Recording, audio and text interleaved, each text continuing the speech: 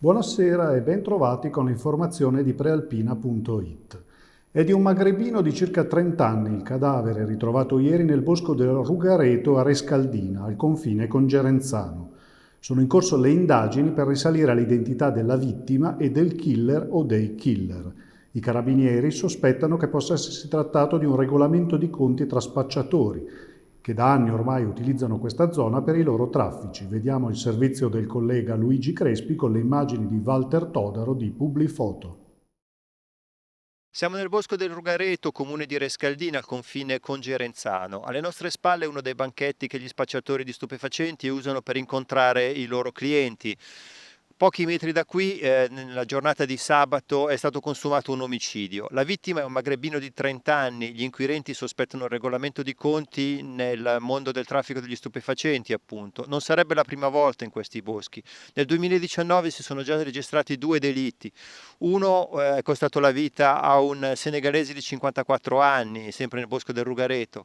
Un altro marocchino di 30 anni invece era stato gambizzato e scaricato davanti al pronto soccorso di Legnano. Anche in quel caso gli inquirenti erano convinti che si sia trattato di un regolamento di conti nel mondo del traffico di stupefacenti.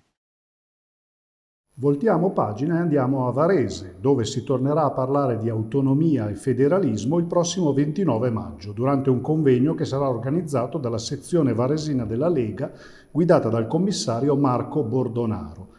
La data scelta è simbolica, è quella dell'anniversario della battaglia di Legnano del 1176, scelta anche come festa ufficiale della Lombardia.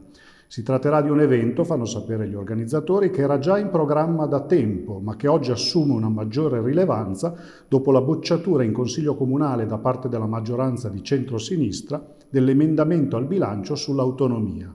Secondo Bordonaro, il sindaco Galimberti è autonomista a giorni alterni. Nel 2019 aveva votato a favore di un analogo emendamento sull'autonomia.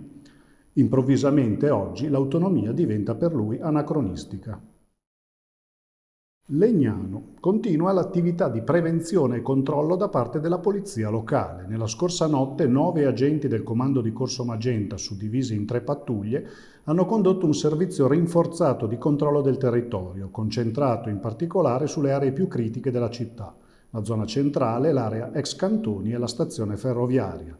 Una decina le persone identificate, in particolare il controllo nell'area ex cantoni ha portato al fermo di 2 stranieri di 22 e 25 anni, senza fissa dimora, che erano intenti a confezionare dosi di sostanze stupefacenti. Gli agenti hanno sequestrato 65 grammi di hashish e 4 dosi di cocaina. Le 2 persone sono state denunciate per spaccio.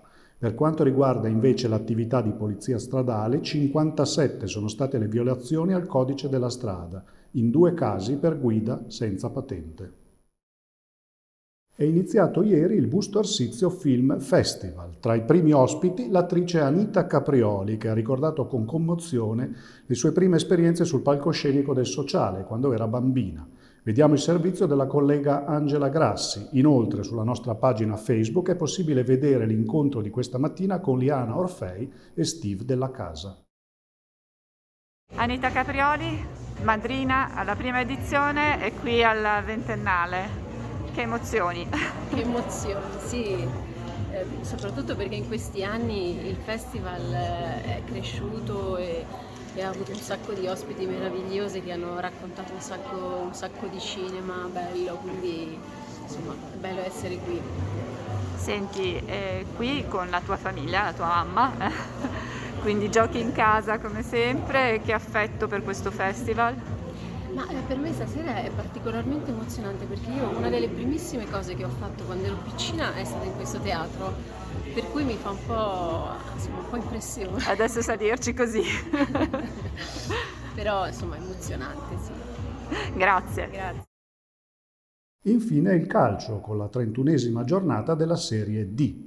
Nel girone A il Varese rinvia ancora il ritorno alla vittoria e pareggia 1-1 con il Bra. La Caronnese va KO al Piola con la capolista Novara e perde con un pesante 3-0. Nel girone B il Legnano fa invece l'impresa, vince in rimonta col Brusaporto 2-1 e aggancia il terzo posto.